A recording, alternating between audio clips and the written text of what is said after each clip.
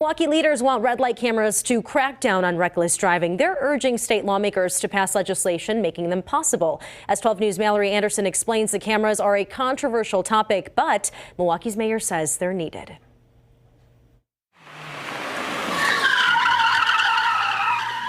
Shocking scenes of reckless driving are unfortunately all too common in Milwaukee.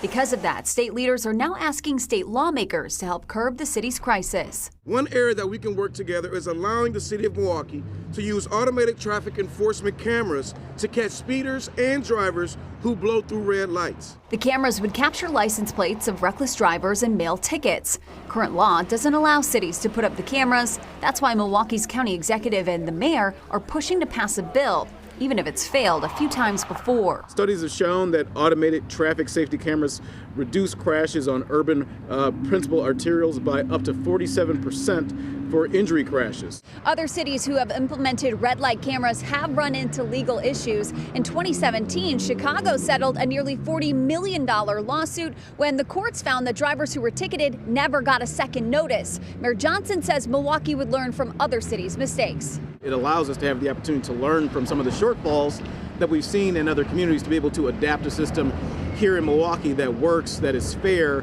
but also holds people accountable who are breaking traffic law and endangering the greater public safety. Legislators won't be discussing red light camera bills this session. The soonest legislation could be considered is 2025. In Milwaukee, Mallory Anderson, WISN 12 News.